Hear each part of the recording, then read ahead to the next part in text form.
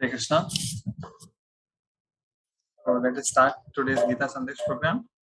We'll start with small Jara Madhav Kirtan.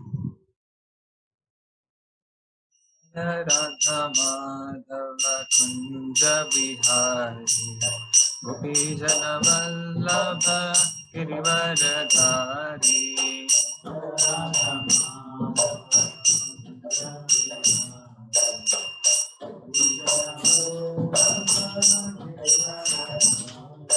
Jaya Radha Madhava Kunja Bihari Gopi Jana Vallabha Girivaradhari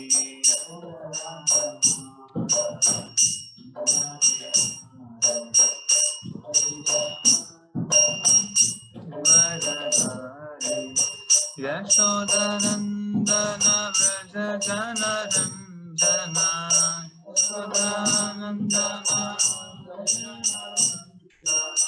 Yashodanandana Vraja Jana Ranjana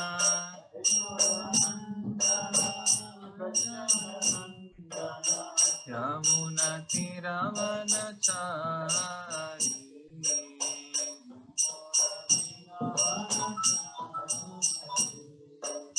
Yamuna Tiravanachari Om Jnana Tinamrasya Jnana Janakaya Tasmai Tasmai Shri Gurave Namaha Nama Om Vishnu Padaya Krishna Prasthaya Bhutale Srimate Bhakti Vedanta Swami Namane Namaste Saraswati Devi Gauravani Pracharine Nirvishesha Shunvadi Paschatya Devatarini Namasrishtam Manmati Sati Suttam Atrasvarupam Rupam Tasyagatam Ripulim Soshavati Radha Punnam Girivaramam Radhika Madhavasam Vapurushavajapaya Srijurum Sannatosmi Krishna-danyamajana Taksharamati Brahmenti Vishveshware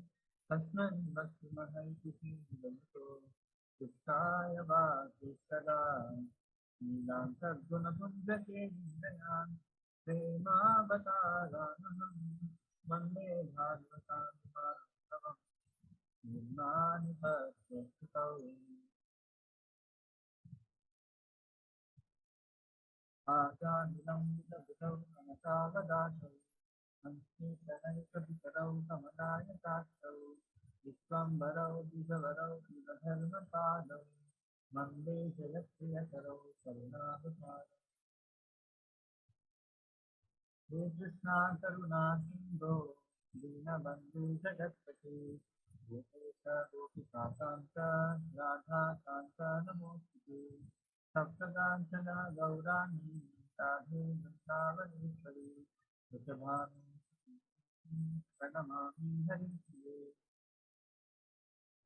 Neelachana Dasaya Jaya Paramatmane Balabhadra Subhadrabhyam Jagannathaya Te Namaha.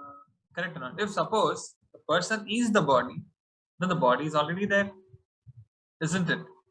Then why should we say that the person is leaving the body? Right?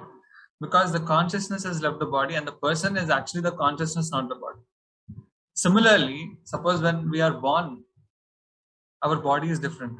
A very, very cute, small body, as soon as we touch, it's very reddish, pinkish, that kind of color. Right?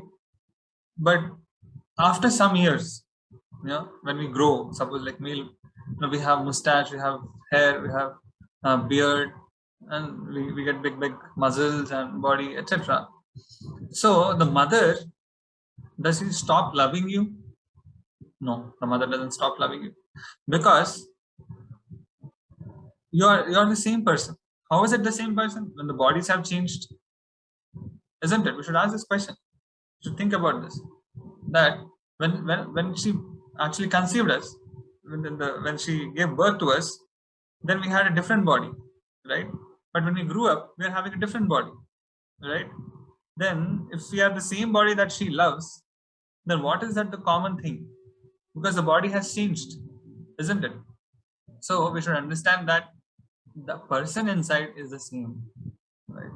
Suppose like the parents send the child to Gurukul, for example, right, to some distant place for studies, right? He has gone, and then after 5-6 years he comes back. Then he undergoes a lot of changes. His face changes, his body changes, his voice changes, and so many things change. After they come back, do they say, no, the person has changed, so he's not my son?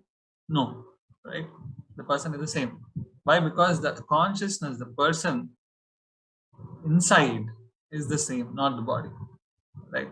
So nowadays there are a lot of transplantations happening, right? You can even change your heart. You can put someone else's heart. Now, if I change the heart and put someone else's heart, I'm not the same body. The body has changed. Now we can even change the eyes. You can change even the liver. You can change many of the organisms or organs in your body. The person is completely changed. Even according to science, it is said that for every 7 years, every cell of your body is replaced with a new cell. Then what are we? Are this body? No, we are not this body. That's what Krishna is saying, that we are actually the soul. And it's very tough for many people to believe. So it's something very amazing, right? Yeah. So that's what Krishna was saying in the previous verse. He was saying that it is something amazing. And even if some people appreciate it, still they can't understand it fully. Yeah. But we have to, with common sense and with faith and with reason and logic, we should understand that the soul is there. And if you want to know further things about the soul, we have the Shastra, like the Bhagavad Gita. Right? Dehi nityam avadhyoyam dehe sarvasya bharata tasmat sarvani bhutani natvam sochitum arhasi. O Bharata, the soul in the body of all entities can never be killed. Therefore, you should not lament for any being. Finally, he is concluding the truth. In between, he said that even if you believe that the body and the soul are the same, then you should not lament. And then later, finally, Krishna is concluding that how the soul is the source of consciousness. The soul is residing in the body and never can be killed. Therefore, you should not lament for anything. Now, so actually Krishna is trying to convince Arjuna from various points of view. Okay, the first point of view which he was trying to convince Arjuna is from the point of view of the soul. Okay, so he gave many reasons from point of view of the soul, how they are not the body, they're the soul, and the soul doesn't have death, and he gave properties of the soul, etc. Now, okay, forget about the soul. If you think from Swadharma point of view, Swadharma is your duty. Okay, the duty. Everyone has some Swadharma, right? Say suppose like you are a father, you have to take care of children. That is your Swadharma. Suppose you are a teacher, you teach, so that's your Swadharma. So in the same way, from that point of view, now Krishna is trying to convince Arjuna that he has to fight. Okay. So now that was actually the 30th verse. Now 31, 32, 33 till 38. It all talks about karma. Karma means action. And basically Krishna will try to tell about Swadharma over here. Okay, from 31 to 32 we'll see that you should he's saying with Dharma Yuddha. This is a Dharma Yuddha. And you should not give up your Swadharma, that is sinful, and many other reasons. So let's discuss. So basically, Krishna is trying to tell that do your duty as a Kshatriya. So Arjuna is actually a Kshatriya. Kshatriya means a king. Right? Kshatriya means a king. So Krishna is telling that you are a king and it's your duty to act as a king, to serve as a king, and therefore you have to fight. Okay. So what reasons Krishna will give? Let us see. Swadharmam api chavekshya na vikampitum arhasi dharmyadhi yuddhat shriyonyat kshatriyasya na vidyate. Even considering your own duties, you should not be fearful. There is nothing better for the warrior than to fight for the right cause. So Arjuna is actually a warrior, Kshatriya. So according to the Vedic division, so people were divided into Varna Ashrama. So there are like four Varnas and four Ashramas. So four Varnas are Brahmana, Kshatriya, Vaishya and Shudra. So Brahmanas are those who do Yajan, Yajan, Patan, Patan. So they read Shastra, they preach the Shastra, they do pujas, they do yagnas. So they are actually the people who guide the whole society towards religion. Then there are administrative people. So they are called as Kshatriyas, the kings basically, or the soldiers, whoever are there. So they try to give protection to the citizens. And then there are Vaishyas. The Vaishyas are the people who actually produce the food. They take care of the cows, they take care of the farms, the agriculture and business. So they actually produce money, they do the economy, they run the economy, and they pay taxes to the king for taking care of everyone. And there are again Shudras. Shudras are people who are labor class people. So they actually serve all the other classes in whatever capacity they have. So these are the four people. And as a Kshatriya, so he should actually fight for the right cause. Okay. So considering your duty, we should not be fearful. The Kshatriyas are never fearful, right? And nothing better for a warrior than to fight for the right cause. Right? Kshatriya dharma is to fight for the right cause. And if they are fighting for the right cause, even if they die, they will be elevated to the higher planets. That is what Krishna will say in the future, in the further verses. Not only that, Kshatriyas consider fighting war for the supreme cause to be glorious. Yadrichaya chopapannam swargadvaram apavritam sukhina kshatriya partha labhante yuddham idrisham. Warriors are happy who obtain such a battle which comes just without effort and which opens the doors to heaven.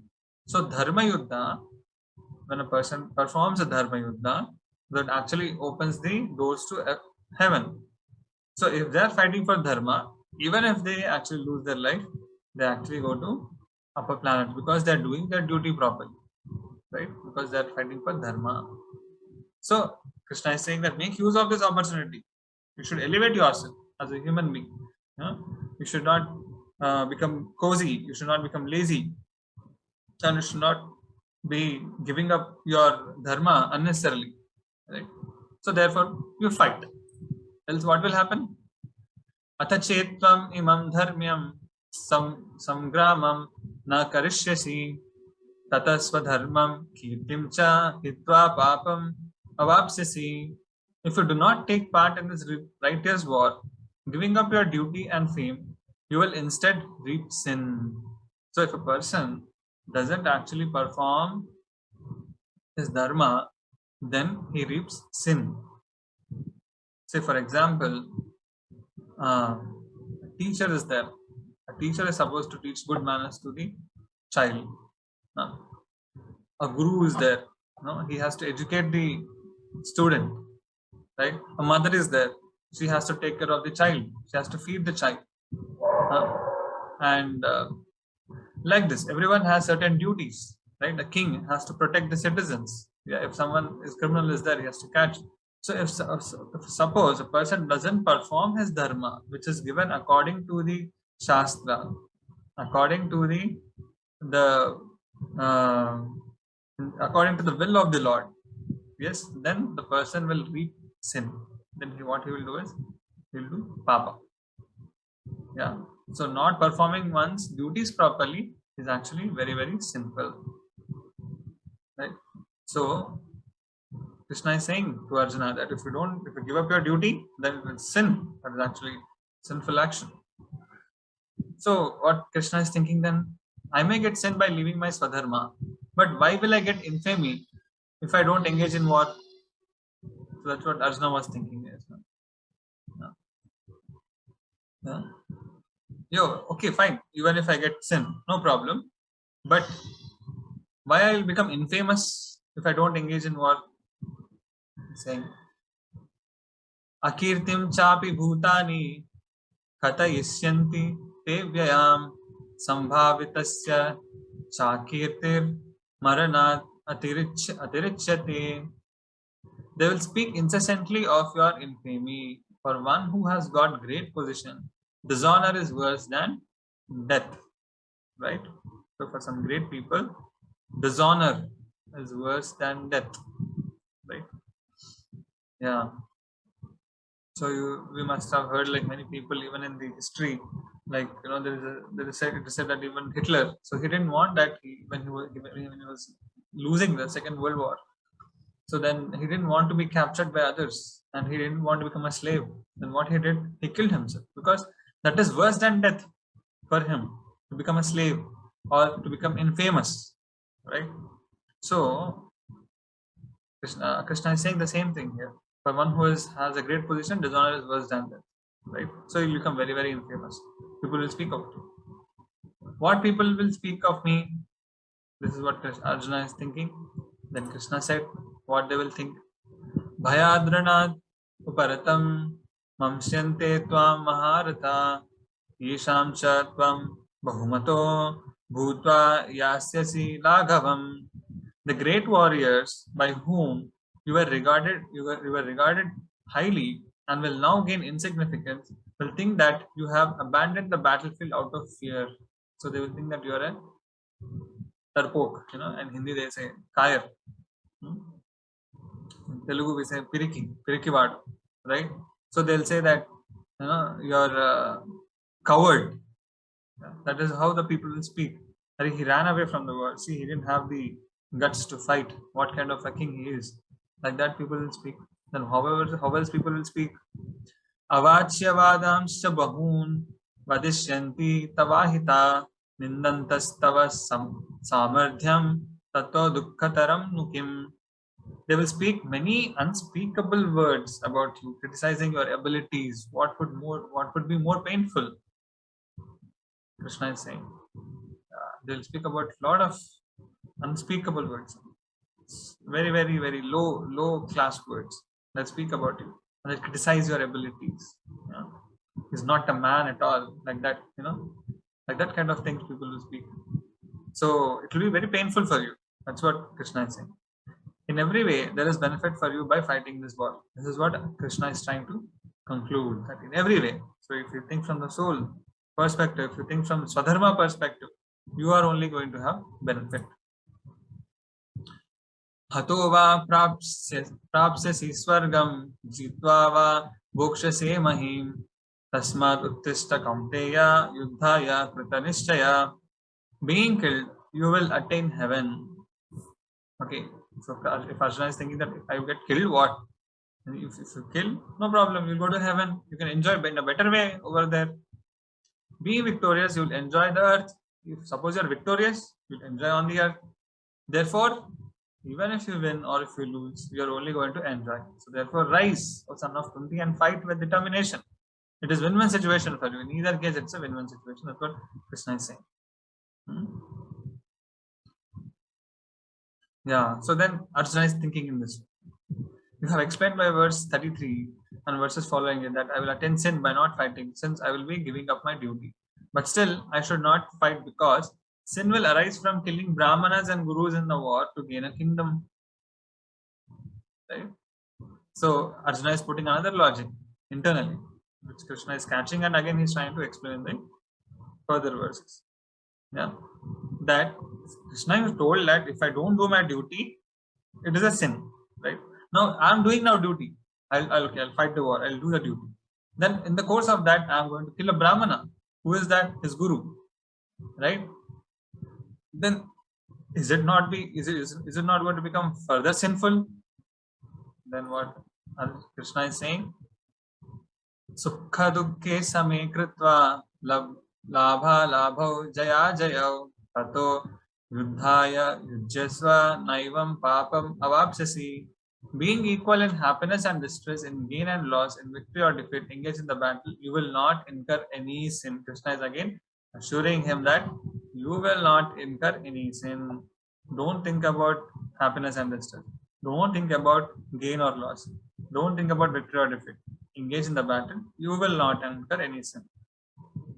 So Krishna has concluded instructions on Jnana Yoga. The Lord now begins to speak about Nishkama Karma Yoga, the process for attaining Jnana Yoga. So what is this Karma Yoga, Jnana Yoga? We will discuss towards the end. I don't want to give a lot of explanation here because it will disturb the flow. Yeah.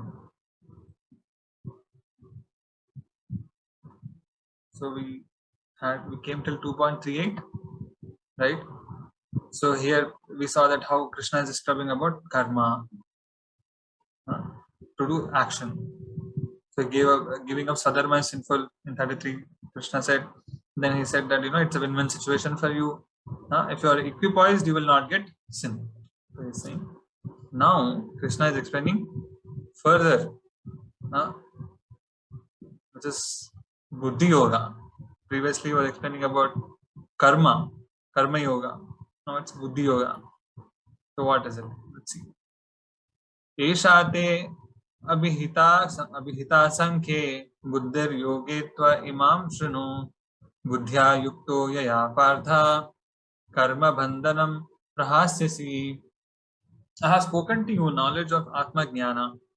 So this knowledge part which Krishna was speaking, that is hinted in the previous, we can see the connections, that is called as Jnana Yoga. Yeah, that means gaining knowledge, right, and performing one's duty with that. Yeah, that is Jnana Yoga. We will discuss in the towards the end. Now, I have spoken to you the knowledge of Atma Jnana. Now hear about knowledge of Nishkama Karma Yoga. By this is also called as Buddhi Yoga. By engaging your intelligence in this yoga, O son of Partha, you will become free from the bondage of karma. Okay, Nishkama Karma Yoga. Okay, so when you perform the Nishkama Karma Yoga means performing your duties according to your Varnashrama. Yoga means linking towards God, means doing it as a service to the Lord, or for dharma. Okay, so that is called as yoga in connection with God. Okay, Nishkama means without having any selfish motivations, not for any personal desire, but for the benefit of the world or benefit of humanity, or as per the instructions of Guru or the Supreme Lord. Okay, or according to the Shastra, right? Not desiring any personal fruits, and then performing action in connection to God. So that is called as Nishkama Karma Yoga. Okay. So by engaging your intelligence in this yoga, yeah, you will become free from bondage and karma. So having concluded his instructions on Jnana Yoga, that means previously, the Lord now begins to speak about Nishkama Karma Yoga, the process of attaining Jnana Yoga. Okay, how to by performing Nishkama Karma Yoga, one actually attains the Jnana Yoga. So don't get confused. We will discuss towards the end. Neha विक्रमनाशो अस्ति प्रत्यवायो न विद्यते स्वल्पमप्यस्य धर्मस्य त्रायते महतो भयात्. In this process, there is no loss by stopping without completion, and no sin incurred by imperfection in performance. One is protected from birth and death even by practicing a little of this process. So what is that? So Krishna is saying, he's explaining about this Nishkama Karma Yoga. Actually, these are all connected to devotional service only, that we will see in a different kind of explanation. But whatever is done on this path, okay, even if it is a little bit, it is not lost. Neha Vikramanasha, it doesn't have it in Nasha. It doesn't have loss. Okay, so one is protected from birth and death even by practicing a little of this process. So if you practice this Nishkama Karma Yoga or Buddhi Yoga, okay, even if you perform this a little bit, then you will be protected from birth and death. So, and then no sin is incurred by imperfection in performance. Even if you are not able to do it properly, no sin is incurred in that. In this process, there is no loss. Even if you stop in between, there is no loss. So it is a very nice process. Next, in the next verse, Lord distinguishes the intelligence directed towards Nishkama Karma from the intelligence directed towards Kamya Karma. So, like, what is this Nishkama Karma and Kamya Karma? I'll explain over here. Now, if you see, in the war, Duryodhana is also fighting, right? And Arjuna is also fighting, right? Duryodhana is fighting for a selfish purpose. Duryodhana is fighting sinfully. Okay, he's doing his duty as a Kshatriya, fine, but he's on the side of adharma, right? Okay, whereas Kshatriya Arjuna is also doing his duty, but he's on the side of dharma, right? So Arjuna can be given an example, given as an example for Nishkama Karma, Arjuna. Okay, Duryodhana can be given an example of Kamya Karma. That means he is doing it for a selfish purpose. Whereas Arjuna, when he fights the war, eventually he is actually doing as a service to God, as a service to the humanity, right? To protect the humanity, to protect the dharma, right? So that is actually Nishkama Karma. So Duryodhana will incur sin, but definitely because he is doing it as a Kamya Karma. But Arjuna will not incur sin because he is doing it for the right purpose, right? So what we are doing is not so important actually. More important is the consciousness with which we are doing. Okay, the consciousness with which we are doing actually differentiates the results of what we are doing, right?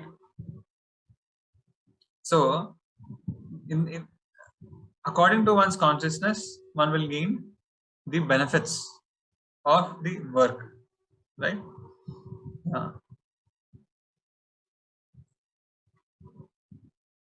व्यवसायात्मिका बुद्धिर एकेह कुरु नंदन बहुशाखा हि अनंतश्च बुद्धयो अव्यवसायिनाम्. In this process, resolute intelligence is fixed only on Atma. O son of Kurus, the intelligence of those who are irresolute has infinite objects of desire with many branches. So how is this Buddhi Yoga performed? Krishna is saying that Vyavasayatmika Buddhi Ekeha Kuru Nandana. Yeah, their intelligence is very fixed. Okay, but intelligence of those who are irresolute, they have infinite objects of desire and their mind is very, very Bahushaka in energy. It's in so many directions, right?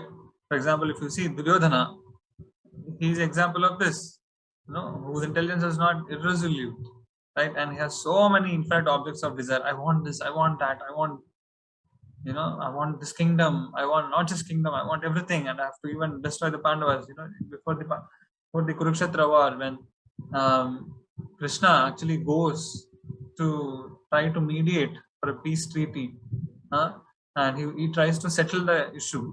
So he goes and proposes to Duryodhana that, they are Kshatriyas, they need some land, they need some kingdom, okay, let them rule, just give them 5 villages, 5 villages, that's it, and then you enjoy the whole kingdom. That's what Krishna says to Duryodhana. He proposes to Duryodhana. And what Duryodhana says, he says that not 5 villages, I can't even give them the size of the tip of the needle. That much land also I don't want to give them. That means what? He wants to completely destroy them. So people who are Bahushakahi and this, who are not in the Buddhi Yoga, their mind is very, very multi-branched, right? They have multi-desires, and usually they are all very kapata, they are very cunning, they are very selfish, they are very envious people. But whereas those who are in this Buddhi Yoga, they have resolute intelligence, they are very clear in their intelligence. Right? In this verse, the Lord distinguishes the intelligence directed towards Nishkamya karma and from the intelligence directed towards Kamya karma. Right? But these persons should also develop fixed intelligence because the Shrutis deal with both subjects. Right? So these people also should have fixed intelligence. Yeah. So how is that? Yamimam pushpitam vacham pravadanti avipashitaha vedavada rata partha nanyad astiti vadinaha कामात्मानः स्वर्गपरा जन्म कर्म फलप्रदां क्रिया विशेष बहुलां भोगैश्वर्य गतिं प्रति. Men of small knowledge are very much attached to the flowery words of the Vedas, which recommend various fruitive activities for elevation to higher planets, resultant good birth, power, and so forth. Being desirous of sense gratification and opulent life, they say that there is nothing more than this. So, who are this men of small knowledge? Or in the previous verse, Krishna was saying about men who are having multi-branched intelligence, right? So it's not a multi-branch means they're not like a genius. Here, basically, he's talking about multi-branch in the sense it's not like they're multi-talented. That's not what it is. Multi-branched means that the intelligence is jumping after one desire after another desire and one desire after another desire. They're thinking about so many things. They're very, very passionate, right? So basically, they are of men of small knowledge with lots and lots of material desires, right? They are very much attached to the flowery words of the Vedas, because in the Vedas there are different portions. There are Karma Kanda portions, there are Jnana Kanda portions, there is Dhyana, then there is also Bhakti. Okay, so many things are there. So Vedas are like the Kalpataru, it is said, the desire fulfilling trees. So whatever desires a person has, if they approach the Vedas, they will have some means and methods by which they can satisfy those material desires. So there are like karma kanda sections where where they can perform certain yagnas and certain pujas and processes towards the devatas. Then they can get certain lot of material wealth. They can get a lot of enjoyment in this material world, right? So those things are very, very attractive. The flowery words of the Vedas, they are very attractive to men of small knowledge. Okay, they recommend a lot of various fruitive activities. Okay, why? So that they can elevate themselves to better and better families to enjoy in this world. Not only here, but they want to go to heavenly planets so that they can become like devatas. They can enjoy as demigods. They can enjoy with apsarasas. They can bring somarasa. So many things like that, right? Because in the heavenly planets and the demigods, for them there is no old age. They don't grow old, and they don't get diseases. Okay, but here we see that there is birth, old age, disease, and death. But for the devatas, there is only birth and death. There is no old age and there is no disease. So that's a very wonderful life. They can enjoy a lot over there. So people who are attracted to these flowery words of the Vedas, the Karma Kanda sections, right? So they want to go to heavenly planets. Why? They want good birth, power, yeah, and so forth. Like you see, even this Hiranyaksha, Hiranyakashipu, Ravana, and all, they worship the demigods. They worship Brahma, or someone worship Shiva, so that they can get a lot of power. They can become the master of the whole world. Okay, something like that. So being desirous of sense gratification and opulent life, so they want an opulent life. They say that there is nothing more than this. So their mind is very much into sense gratification. They just want more and more to gratify their senses. Okay. So Krishna is saying that such persons cannot have resolute intelligence. Okay. So basically Krishna is saying that if you want to perform this buddhi yoga, you must have resolute intelligence. And how you can have resolute intelligence? Then you have to put aside your sense gratification. You should not think about your material desires. You should only think about what is beneficial to the world. You should think about what is dharma. You should be more dutiful than to be, than towards sense gratification, right? One person has to be more selfless than selfish. भोगैश्वर्य प्रसक्तानां तया अपहृत चेतसां व्यवसायात्मिका बुद्धि समादौ न विधीयते. So Krishna is saying that kind of persons, they cannot have resolute intelligence and they cannot perform this buddhi yoga. Yeah, those who are attached to enjoyment and power, whose consciousness has been deluded by that talk, the resolute intelligence does not take place in the mind. Krishna is saying this. Even in performing activities without expecting results, yeah, the actions will bring about the results by the very nature of action. how then is it possible for those executing actions without desire to develop fixed intelligence? It's a little bit confusing, right? So even in performing activities without expecting results. So this is what this is called as Nishkama Karma Yoga, right? Or the Buddhi Yoga.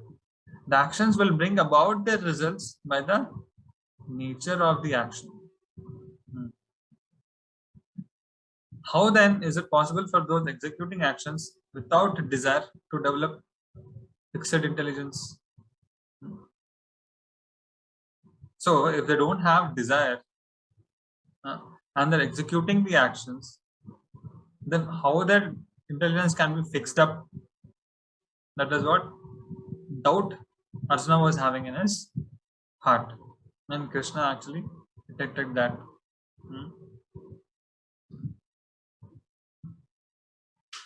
Yeah.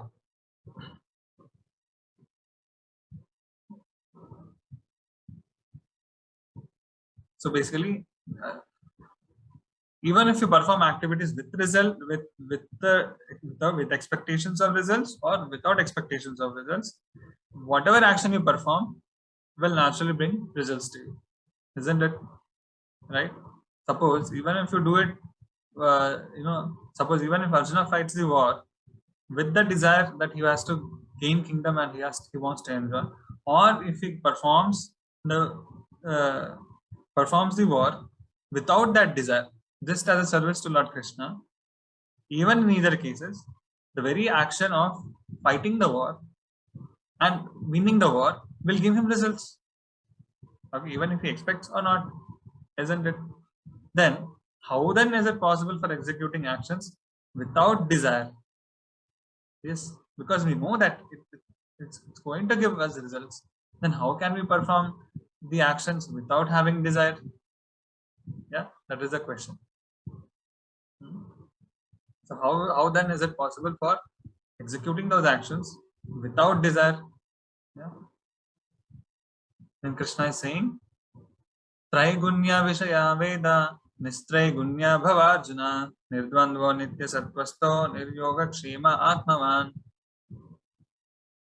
So the subject of the Vedas is action in the three modes. Rise above the action of the three modes, Arjuna, and be free of dualities by observing the unchanging state of the soul. Be devoid of desire for gain or preservation and engage in meditation on Paramatma. So Krishna is telling to Arjuna that don't think about those results. Okay, results will naturally come. So Arjuna was asking the question that we know that results are going to come. Then how is it that we can be desireless, right? Then Krishna is saying that your mind should be fixed, your intelligence, your consciousness should be fixed in meditation on the Paramatma. That is a super soul in the heart. So he's saying that don't fall in the dualities of this world. And all the Vedas, all the major part of the Vedas, they all talk about the modes, three modes. There are three modes which we'll discuss in the further sections of Bhagavad Gita. So there are like Sattva Guna, Raja Guna, and Tamo Guna. There are three modes: goodness, passion, and ignorance. So everything in this world is actually everything falls into mode of goodness, passion, or ignorance, right? So Krishna is saying that we should rise above these three modes. Okay, so you have to become more and more internal. He's saying to Arjuna that you should become more and more internal. Don't think about these results. Don't, they're going to come, so I'm going to enjoy. No. Forget about them. Try to fix your consciousness on something else. Don't fix your consciousness on material things. Fix your consciousness on spiritual thing. So what is that? Rise above the three modes. Three modes by Krishna saying three modes. He's actually addressing the entire material world and all material desires. Right, all kinds of possible mental desires, and then Krishna is saying to Arjuna, rise above that. Don't be in that illusion of all these modes, and then free yourself from all these dualities, right? And then how become more internal? Keep your consciousness fixed on what? On the soul, unchanging state of the soul. Okay, be devoid of desire for gain or preservation. By doing like that, by fixing our consciousness internally, then you will be devoid of desire for gain or preservation, okay, possession. Then what? How you should do that? Engage yourself in meditation on the Paramatma in the heart. Okay. So he'll further elaborate this. How will this intelligence arise in one who must study all the Vedas? Okay. So this is another doubt which Arjuna was getting internally. That study will take a long time, and there is thus possibility of diversion. So Arjuna is actually thinking like this. When as soon as Krishna said that Trigunya Vishaya Veda, rise above this Vedas. Okay. So then he's thinking that, oh, then I have to study all the Vedas. Okay, but that much time is not there. It will take a lot of time. Then how is it possible that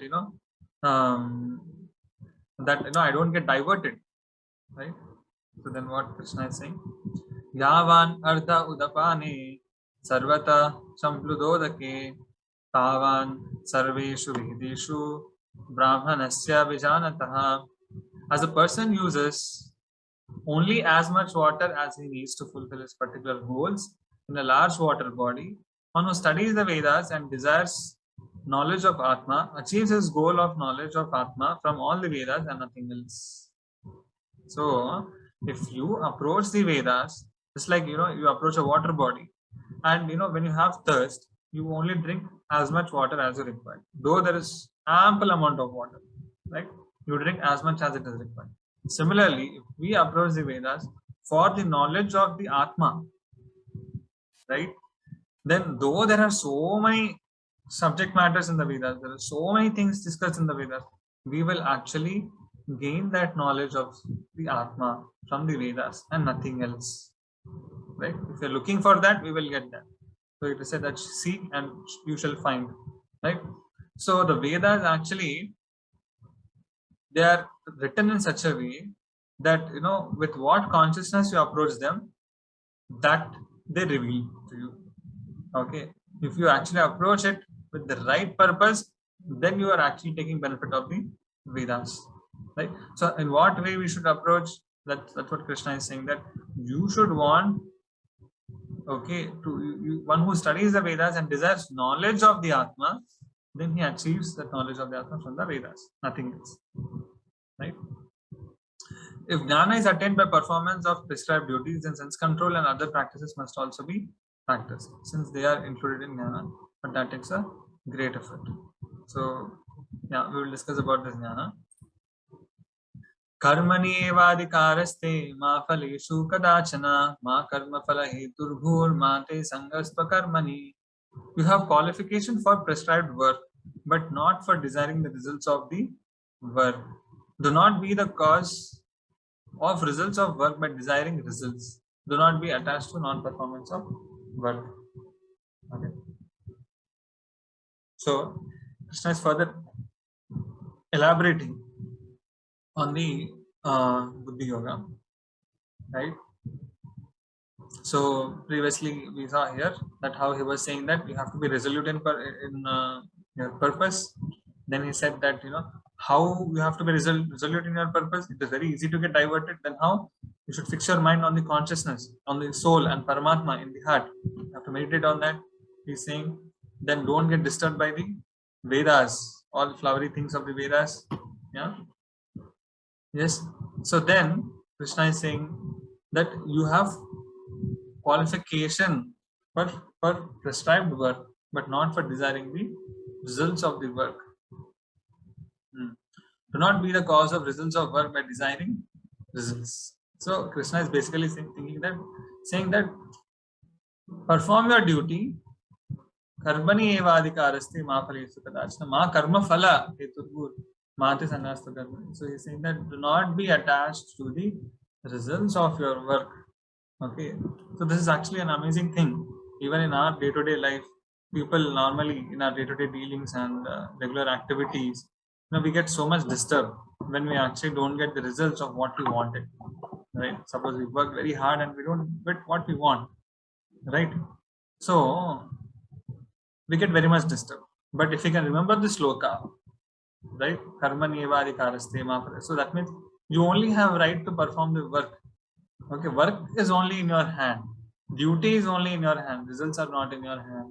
Results are very less in your hand. They're very much part of destiny only. Okay.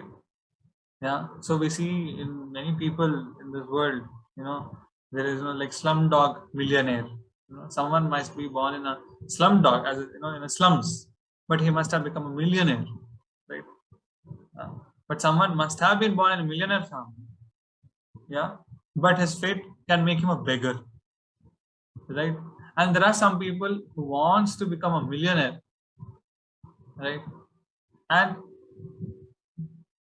the whole life they struggle, but they never can become, right? So the results are not in their hand. People strive for something so much, but they will not get it sometimes, because there is something called as daiva also, which actually gives us the results of our work. So that is called as karma. You can say it is daiva, it is prakriti, it is time, kala, many things like that. Situations, they all are there. Like some people, they want, like, a male child, for example, or some people want just a child. Okay, some people, they try so many years, for many years they don't get children actually. Yeah, but maybe after some time, like, there was Ramanujacharya. The parents, they were praying to the Lord for a child. After 12 years they get a wonderful child, okay, who became Acharya, Ramanujacharya. For 12 years, they had to wait for such a long time, right? So many things like this. The results are not in your hand, only the duty is in your hand. This is what everyone has to remember. If we remember this, we can actually be very, very peaceful in this world and happily perform our duties. Okay, so do not desire the results of the work, okay, because that they are not in your hand. You have only qualification for prescribed work. That is also prescribed work only. Okay, so do not be the cause of results of work by desiring results. Okay, so do not, by desiring results, do not be the cause of results of the work. So if you think that I am the cause for the results, you're foolish. Yeah. Do not be attached to non-performance of work also. So someone might be thinking that, okay, then if ultimately results are not in my hand, then I don't have to work, because whatever has to come, it will come on its own. No, do not be attached to non-performance of the work. You have to perform your work. You should perform your work. So Krishna is not trying to make you lazy. Some people will complain like this when they hear this sloka. They say that Krishna is saying, you have to be detached from the results of the work. So you should not have any plans. You should not have any, ideas, about the future. You should just relax. You should leave everything to God, because everything He will only take care. That is what Krishna is trying to tell. Yeah. So you should become very, very, neutral. That's what people will think, right? Desireless, lifeless kind of thing. But not. Krishna is not saying that. Do not be attached to non-performance of work also, Krishna is saying. So you should not be attached to the work, the results, nor you should not be attached to not performing the work. So basically, we should just do our duties. Krishna is basically saying that you should be very dutiful in this world, but don't be attached to the results or expecting results. Okay, right? Yogastha kuru karmani sangam taktva dhananjaya siddhi asiddhayo samo bhutva samatvam yoga uchyate. Being situated in this yoga, perform your duties, giving up attachment, being equal in success and failure, O conqueror of wealth. Such equal-mindedness is called yoga. Okay, so this is actually buddhi yoga. That's what Krishna is saying. It's also called as nishkama karma yoga. Basically, performing your duties, karma, yoga. Okay, and giving up attachment, nishkama. Okay, being equal in success and failure. So how is that? Even if success comes, we should be equal. Even if failure comes, we should be equal. right? O conqueror of wealth, such equal-mindedness is called yoga. That's what Krishna is saying. Then Lord speaks about inferior nature of kamya karma. By having mental desires and striving hard for those kind of desires, kamya karma, that is a materialistic way of life. No? How is it very, very inferior? Krishna is going to speak. In the further verses, we will see these tomorrow. Okay, we'll stop over here. We can go for questions. Hare Krishna. Are there any questions? Someone would like to ask? Prabhu. What is a Varnashrama? Can I be louder, Prabhu? Varnashrama. What is Varnashrama? What is Varnashrama? Who is asking this? Sai Pranit. Datta. Datta. Okay. So, Varnashrama is actually a way to run or the way to manage this human society, which is given by the Lord in the Vedas. Okay, in the Vedas, Krishna has given a system by which people can happily live in this world, how to perform their duties, and how to organize this world. So that is called as Varna Ashrama. So there are 4 Varnas and 4 Ashramas. So basically it is actually categorizing the people according to their nature and work. Okay. So there's like Brahmanas, Kshatriyas, Vaishyas, Shudras. These are 4 Varnas. Similarly, there are 4 Ashramas, which are Brahmachari, Grihastha, Vanaprastha, and Sannyas. So these are 8 classifications of people, right? So for every Varna and every Ashrama, there are prescribed duties. The person has to perform their duties according to that particular Varnas, right? Like a Grihastha is there, for example, a married man. Okay, he will have a family, he will have children. So taking care of the children, taking care of the family. Suppose he might be having wealth. So giving that wealth to as a charity to temples, or a charity to saintly people, or feeding saintly people, taking care of animals, taking care of helpless people. These are all some. For example, there are some examples of the duties of a grihastha. Similarly, there is sannyas. Suppose sannyasi is there, so he has a particular duties that he should not be attached to any place. He should be very simple life. He should be avoiding association with opposite sex, and then he should be involved in preaching. He should try to stand for religion and should educate the people in religion, right? So that is a sannyasi, right? For example, but those people, the sannyasis, cannot earn.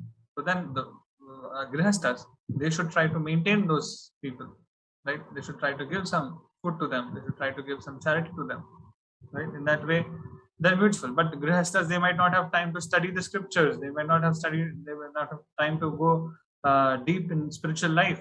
Then the sannyasis are there, the brahmacharis are there. So in this way, the whole society is being planned. And suppose, like, if you see, this is like ashramas, which I was saying. Then if you come towards varnas, for example, so some people are supposed to do administrative work, right? Even now, if you see, some people have to stand on the border of Pakistan, India-Pakistan border. Otherwise, if they are not there over there, we can't be peaceful right now. Anytime people will attack us, China can attack us, Pakistan can attack us, and we'll become homeless. We lose our lives. Okay, so some people have to do that. That is required. But all people are not required to do that, isn't it? Everyone doesn't have to become a soldier. So then now what about food? Someone has to take care about producing the food. Someone has to take care of protecting the cows. Someone has to do the exchange, business, trade, isn't it? Now that is not just the purpose. Ultimately, spirituality is the essence of the human life. A person has to elevate his life. He has to become religious, he has to become dharmic, he has to elevate his consciousness, isn't it?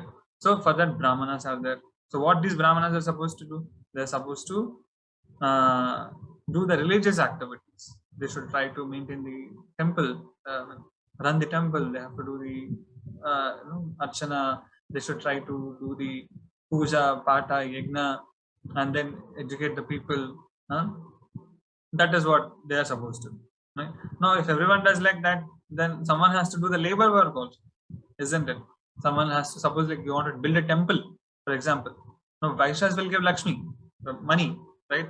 The Kshatriyas will organize, area, everything, right? The Brahmanas will do the puja, for example. But someone has to lift the bricks, someone has to lift the stones, someone has to do the carving, someone has to do the deities, they have to carve the deities, isn't it? So who is that? They're all Shudras only, actually, who do all these activities, who assist in all the work. Yeah, they're called as labor work. So everyone is important. Everyone is important. That's what Varna Ashrama is. Yeah, and if people are categorized like this in a very organized way, and if they know what their duties are, if they do them properly, then the whole world will be very, very happy. Actually, so this is actually given by the Lord in the Vedas, right? The Vedic way, Vedic lifestyle was like this: Varna Ashrama. Okay. Yes, I hope it answered your question.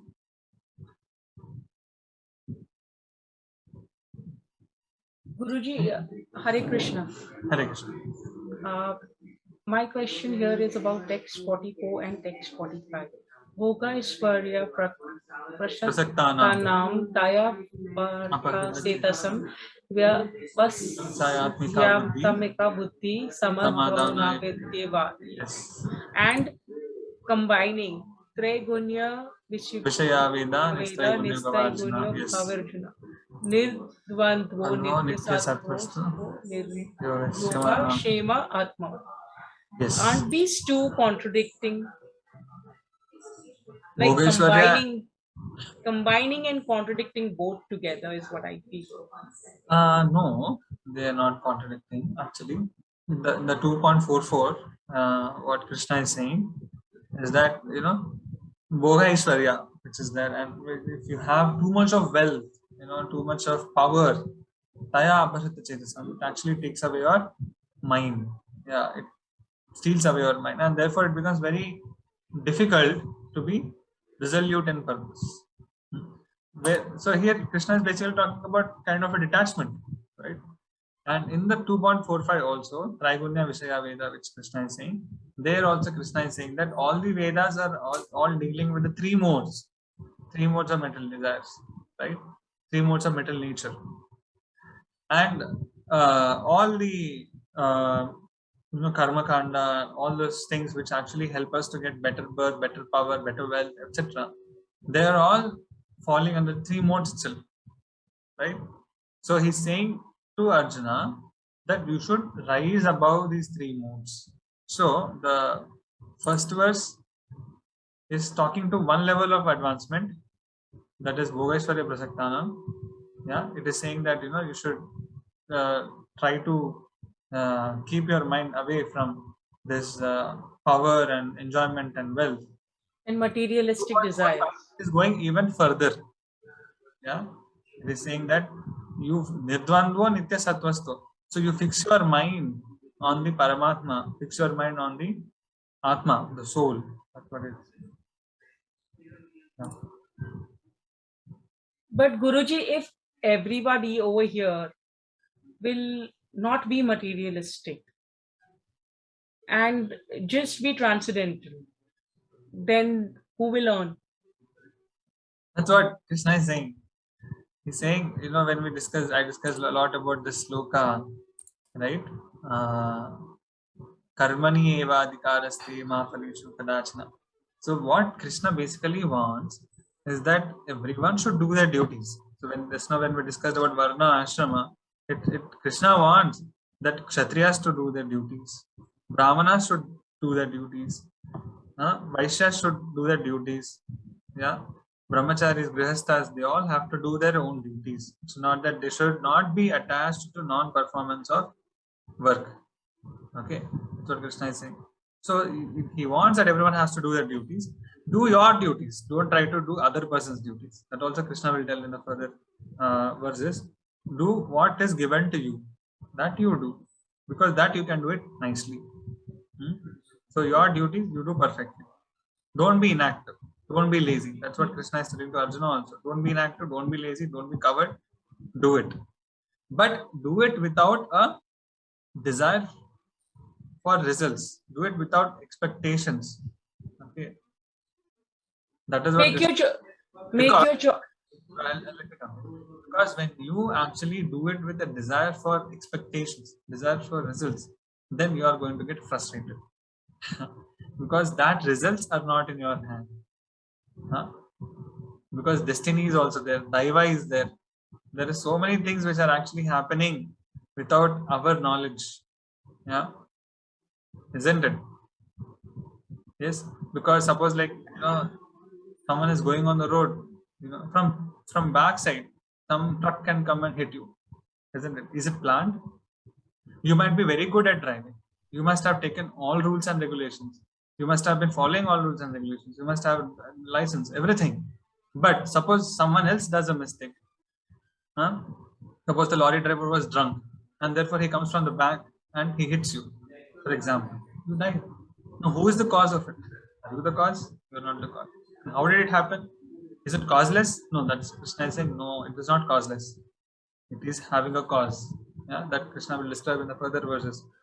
So many things are not in our hand. That is what is very important to understand.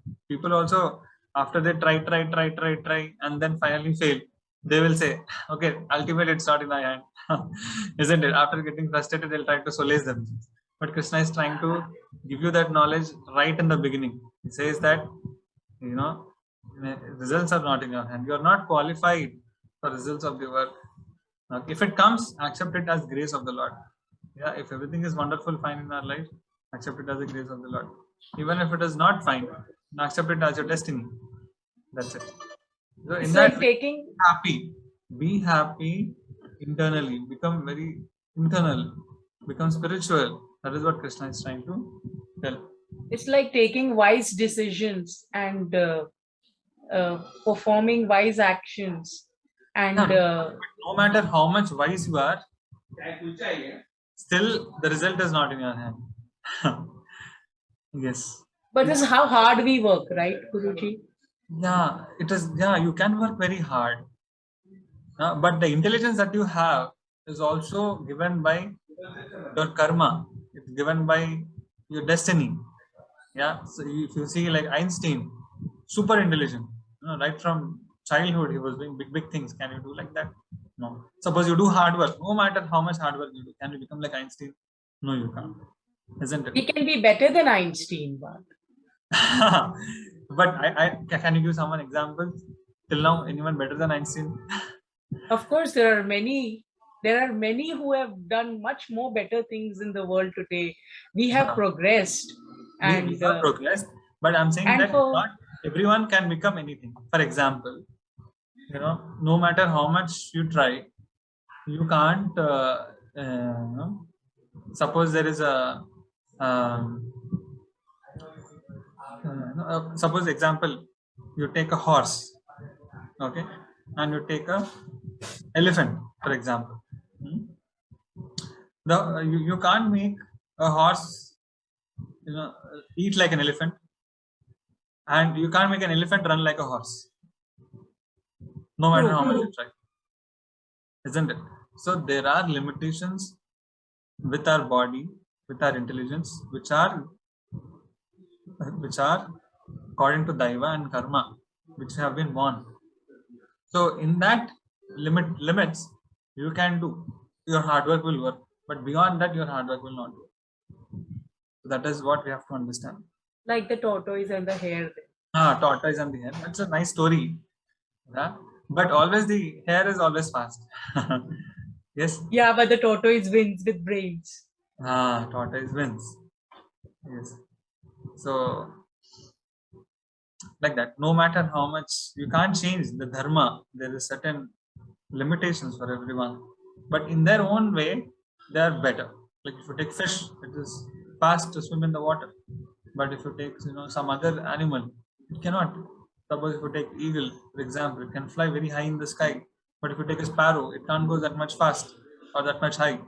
So in that way there are a lot of limitations. Even as a human beings, we have limits to our intelligence, limits to our capacities. They are there. The people will say, oh, in general, just dream and you will get it. No, very few will actually get it, and that is also because of some special grace of destiny or something, providence. They might get it, but not. It's not the case for everyone. Right? Right. Everybody has different learning capabilities. Everyone has different learning capacities. Everyone has different destinies. Yeah. So we must all act wisely and take mature decisions so that we don't lag. Yeah. Yes. Right. Yeah. Any other questions? Thank you, Guruji.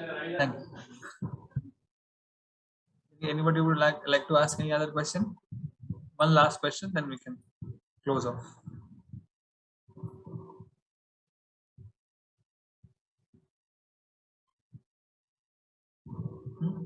Okay. Thank you so much. We will close for today. Let us meet tomorrow again. We'll continue with the second chapter. Hare Krishna. Hari Bol. Jai.